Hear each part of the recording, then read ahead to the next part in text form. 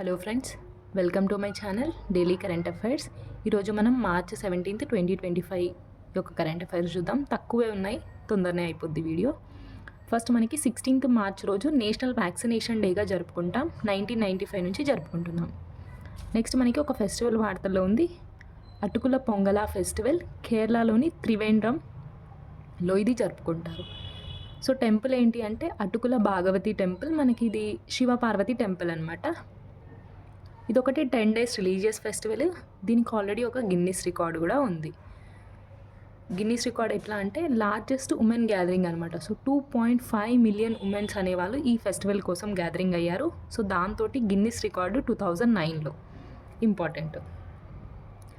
Next మనకి ఈ ఫెస్టివల్ని మనము ఉమెన్స్ శబరిమల అని కూడా పేరుంది అనమాట ఈ టెంపుల్కి. కేరళ త్రివేంద్రంలోని అటుకుల పొంగన ఫెస్టివల్ అటుకుల భాగవతి టెంపుల్లో దీన్ని జరుపుకుంటారు. 10 days రిలీజియస్ ఫెస్టివల్. ఉమెన్స్ అందరూ ఒక దగ్గర గ్యాదర్ అయ్యి ఈ ఫెస్టివల్ని జరుపుకుంటారు. సో మనకి అటుకులు, బెల్లం, సో వాటన్నిటితో కలిపి కొబ్బరి వాటితో కలిపి ఒక నైవేద్యం చేసి దేవుడికి సమర్పిస్తారు అనమాట ఈ టెంపుల్. నెక్స్ట్ మనకి హోలా మొహల్లా అనేది ఏంటి అంటే మనకి హోలీ తర్వాత జరుపుకునే ఒక ఫెస్టివల్ అనమాట. 3 రోజులు సిక్కు వాళ్ళు జరుపుకుంటారు. Hola Mohalla concludes at Shri Anandpuri Sahib. So దీని లాస్ట్ డే ఎవరు ముగించారు అంటే శ్రీ ఆనందపురి సాహిబ్ గారు హోలా మొహల్లాని కన్క్లూడ్ చేశారు. So 3 days Sikh festival. Next మనకి మా పూర్ణగిరి ఫేర్. మా పూర్ణగిరి అనేది ఏంటి అంటే ఒక శక్తిపీఠ అనమాట. సో మనకి శక్తిపీఠాలు ఉంటాయి కదా, సో అందులో ఒక శక్తిపీఠానే మా పూర్ణగిరి అనమాట. సో అక్కడ జాతరని ఎవరు ఇనాగరేట్ చేశారు అంటే చంపావత్ డిస్టిక్ ఉత్తరాఖండ్లో అక్కడి సీఎం అయిన పుష్కర్ సింగ్ ధామీ గారు దీన్ని లాంచ్ చేశారు, అంటే ఫెస్టివల్ని స్టార్ట్ చేశారు. శక్తిపీఠ ఇక్కడ మనకి అమ్మవారి నావెల్ పడిపోయింది అనమాట. So important. నెక్స్ట్ మనకి ఇంటెల్ కార్ప్ యొక్క న్యూ సీఈఓగా మనకి Lip Bu Tan Intel Corp new CEO అనమాట. నెక్స్ట్ ఒక అవార్డు వార్తల్లో ఉంది. TiE Mumbai hall of fame award అనమాట. TiE Mumbai hall of fame award ఎవరికి వచ్చింది అని ఎగ్జామ్లో రావచ్చు. మనకి మహారాష్ట్ర సీఎం అయిన దేవేంద్ర ఫడ్నవీస్ గారికి. నెక్స్ట్ మనకి రైజ్నా డైలాగ్. ఇది ఎందుకు ఇంపార్టెంట్, ఈసారి ఒక స్పెషాలిటీ ఉంది. ప్రతి ఇయర్ ఇది జరుపుకుంటాం మనం రైజ్నా డైలాగ్ అనేది, కానీ ఈసారి ఎందుకు అంటే మనం మోడీ గారితో పాటు న్యూజిలాండ్ పీఎం అయిన క్రిస్టోఫర్ లక్సన్ గారు ఈ రైజ్నా డైలాగ్ని ఇనాగరేట్ చేశారు. So Raisina dialogue 2025 inaugurated by PM Modi and New Zealand PM Christopher Luxon. ఇది 10th ఎడిషన్ అనమాట. సో 10th ఎడిషన్ ఈసారి జరుపుకునేది ఎక్కడ అంటే న్యూఢిల్లీలో జరుపుకుంటాం. 17th మార్చ్ నుంచి 19th మార్చ్ వరకు ఇది జరుగుతుంది. సో థీమ్ చూడాలి కదా, థీమ్ చాలా important. Kalachakra people, peace and planet. Kalachakra people, peace and planet దీని యొక్క థీమ్ అనమాట. ఎప్పుడు స్టార్ట్ అయింది రైజ్నా డైలాగ్ అనేది 2016లో మొదటిసారి జరుపుకున్నాం అనమాట. అసలు న్యూజిలాండ్ పీఎం ఎందుకు వచ్చారు అంటే న్యూజిలాండ్ పీఎం 10 day విజిట్కి వచ్చారు ఇండియాకి. సో దాంట్లో భాగంగానే ఈ రైజ్నా డైలాగ్ని కూడా ఇనాగరేట్ చేశారు. ఇంపార్టెంట్. నెక్స్ట్ మనకి ఉరద్ దాల్ అనమాట. సో ఉరద్ దాల్ అంటే మనకి ఏంటిది, మినపప్పు కదా. సో మినపప్పుని ఇంపోర్ట్ చేసుకోవడానికి 31st మార్చ్ 2026 వరకు ఎక్స్టెండ్ చేసింది. అంటే అప్పటి వరకు కూడా మనం ఉరద్ దాల్ని ఇంపోర్ట్ చేసుకోవచ్చు అని గవర్నమెంట్ చెప్తుంది. సో ఉరద్ దాల్ని 31st మార్చ్ 2026 వరకు ఫ్రీ ఇంపోర్ట్ చేసుకోవచ్చు అని గవర్నమెంట్ ఎక్స్టెండ్ చేసింది టైం పీరియడ్ని. సో ఉరద్ దాల్ అనేది వార్తల్లో ఉంది కదా. సో దీనికి స్పెషాలిటీస్ చూసుకోవాలి కదా. ఇండియా ఏంటి అంటే లార్జెస్ట్ ప్రొడ్యూసర్ ఇంకా consumption of the urad dal అనమాట. సో మినపప్పుని మనమే ఎక్కువ ఉత్పత్తి చేస్తాం, మనమే ఎక్కువ కన్జ్యూమ్ చేస్తాం, అది ఇంపార్టెంట్. స్టేట్ వైజ్గా ఏ స్టేట్లో ఎక్కువ ప్రొడక్షన్ అనేది జరుగుతుంది అంటే Madhya Pradesh first, Andhra Pradesh second, third UP అనమాట. మనం ఇంపోర్ట్ చేసుకుంటాం అంటున్నాం కదా. సో ఏ కంట్రీ నుంచి ఎక్కువ ఇంపోర్ట్ చేసుకుంటున్నాము అంటే మైనమార్ నుంచి మనం ఎక్కువగా ఇంపోర్ట్ చేసుకుంటున్నాం. నెక్స్ట్ మనకి ఒక స్పీసెస్ వార్తల్లో ఉంది. న్యూ ఈల్ స్పీసెస్ అనమాట. న్యూ ఈల్ స్పీసెస్ అనేది మనకి ఎక్కడ కనుగొన్నారు అంటే తుత్తుకూడ కోస్ట్లో దీన్ని కనుగొన్నారు. New eel species discovered at Thoothukudi coast. దీనికి నేమ్ ఏం పెట్టారు అంటే తమిళికం. దాని పేరు ఏం పెట్టారు, తమిళికం. నెక్స్ట్ మనకి ఆస్ట్రేలియా గ్రాండ్ ప్రిక్స్ అయిపోయింది. ఎవరు విన్ అయ్యారో చూద్దాం.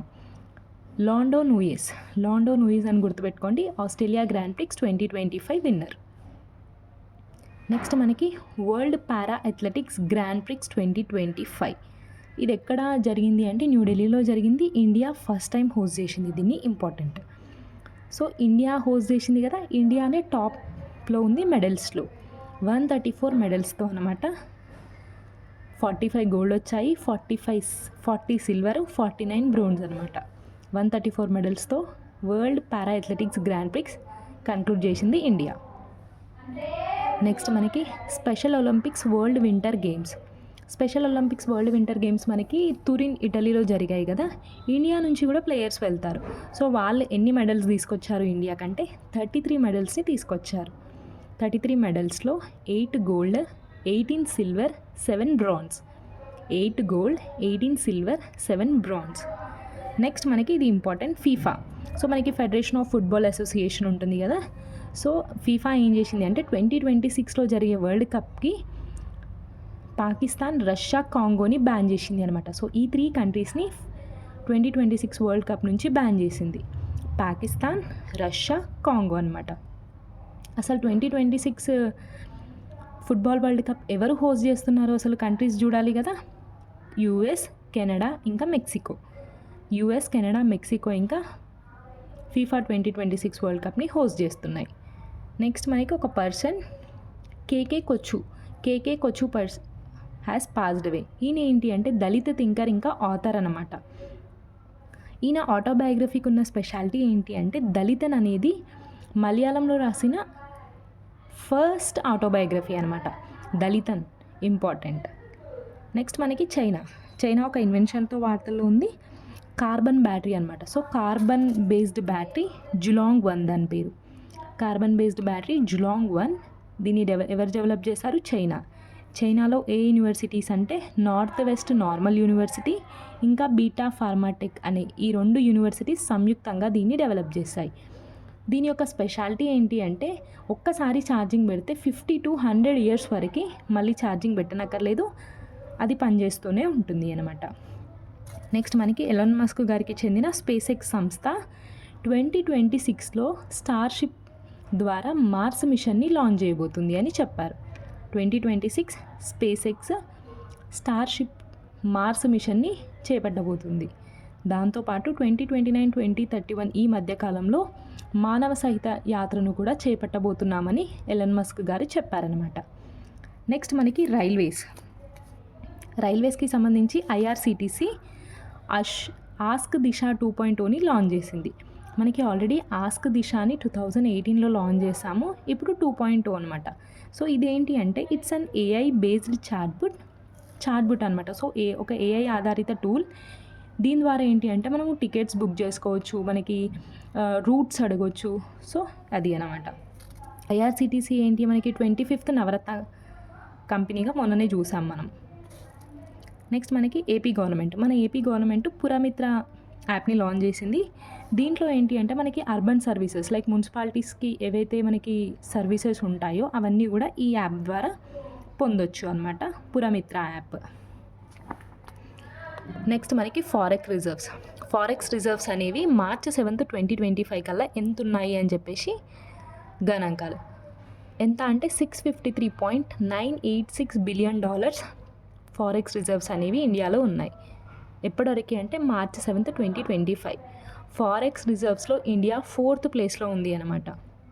సో మనకి హైయెస్ట్ ఎప్పుడు రికార్డ్ అంటే ఫారెక్స్ రిజర్వ్స్ ఏ మంత్లో ద హైయెస్ట్ రికార్డ్ని బ్రేక్ చేశాయి అంటే 2024 సెప్టెంబర్ అనమాట. సో లాస్ట్ ఇయర్ 2024 సెప్టెంబర్లో $704.885 బిలియన్ ఫారెక్స్ రిజర్వ్స్ని అచీవ్ చేసింది ఇండియా. నెక్స్ట్ మనకి సెంటర్, ఇప్పుడు మనకి పార్లమెంట్ సమావేశాలు జరుగుతున్నాయి కదా, అందులో సెంటర్ కొన్ని గణాంకాలు రిలీజ్ చేసింది. మన దగ్గర ఎర్త్క్వేక్స్ భూకంపాలు ఏవైతే వస్తున్నాయో అవి ఏంటి అంటే చాలా తక్కువ ఫ్రీక్వెన్సీలో వస్తున్నాయి అని చెప్పి చెప్తున్నారు. సో లెస్ ఫ్రీక్వెన్సీ గల ఎర్త్క్వేక్స్ అనేవి ఇండియాలో సంభవిస్తున్నాయి అని చెప్పేసి సెంటర్ చెప్పింది అనమాట. నెక్స్ట్ మనకి స్పెయిన్లోని బార్సినో నగరంలో for the first time driverless bus అనేది స్టార్ట్ అయింది. Driverless bus started in the Spain Barcino నగరంలో. నెక్స్ట్ మనకి తెలంగాణకి సంబంధించిన 3 ఉన్నాయి, చూద్దాం.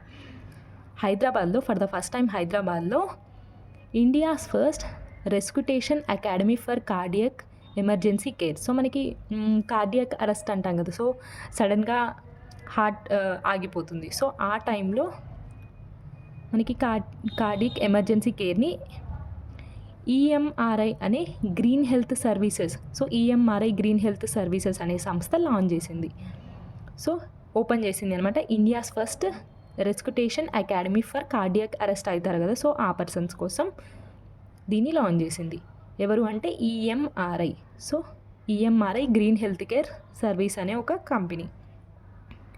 నెక్స్ట్ మనకి తెలంగాణ. సో మనకి తెలంగాణ గురించి ఇంకొకటి కవచ్. సో మనకి కవచ్ ప్రొటెక్షన్ సిస్టమ్ ఉంటుంది కదా, అంటే 2 ట్రైన్స్ ఒకే దగ్గర వస్తే మనకి గుద్దుకోకుండా ఉండేదానికి కవచ్ ప్రొటెక్షన్ ఉంటుంది కదా. సో ఆ కవచ్ ప్రొటెక్షన్ని, ఆ కవచ్ రీసెర్చ్ ఇన్స్టిట్యూట్ని మన సికింద్రాబాద్లో పెట్టబోతున్నారంట. Kavach research institute to be setup in Secunderabad. దాంతోపాటు మన బేగంపేట్ రైల్వే స్టేషన్ ఉంటుంది కదా, సో ఆ రైల్వే స్టేషన్ ఏంటి అంటే మొత్తం ఉమెనే ఆపరేట్ చేస్తారు. లైక్ ప్రతి పోస్ట్ కూడా అక్కడ ఏవైతే ఉంటాయో అవన్నీ కూడా ఉమెన్ ఆపరేట్ చేసే విధంగా బేగంపేట్ రైల్వే స్టేషన్ని తీర్చిదిద్దబోతున్నారు. సో ఇంపార్టెంట్, మన తెలంగాణలో ఫర్ ద ఫస్ట్ టైం ఇది. Begumpet railway station will be fully operated by women. Next మనకి గ్లోబల్ రాక్ మెకానిక్స్ అవార్డ్ అనేది, అంటే మనకి మైనింగ్ రంగంలో ఎవరైతే కృషి చేస్తారో సో వాళ్ళకి ఇచ్చే అవార్డే గ్లోబల్ రాక్ మెకానిక్స్ అవార్డ్ అనమాట. సూర్యాపేట డిస్టిక్కి చెందిన కోదాడవాసి అయిన గడ్డే మురళి గారికి ఈ అవార్డు అనేది వచ్చింది. Global rock mechanics award Suryapet district కోదాడవాసి గడ్డే మురళి గారికి ఈ అవార్డు అనేది వచ్చింది. నెక్స్ట్ మనకి India's first AI pop stars. So మనకి ఏఐ పాప్ స్టార్స్ని ఇండియా టుడే అనే సంస్థ రిలీజ్ చేసింది. ఎవరు వాళ్ళిద్దరు అంటే మీట్ ఐషన్ ఇంకా రూహ్, వీళ్ళిద్దరు సింగర్స్ అనమాట, AI singers. So first time ఒక ఏఐ పాప్ స్టార్స్ని ఇండియా టుడే రిలీజ్ చేసింది. మీట్ ఐషన్ ఇంకా రూహ్, ఏఐ సింగర్స్ అనమాట. ఇది ఫ్రెండ్స్ ఈరోజుటి మార్చ్ 17, 2025 యొక్క కరెంట్ అఫైర్స్. వీడియో కనుక నచ్చినట్లయితే ఒక చిన్న లైక్, షేర్ అండ్ సబ్స్క్రైబ్ చేసుకోండి. Thank you so much.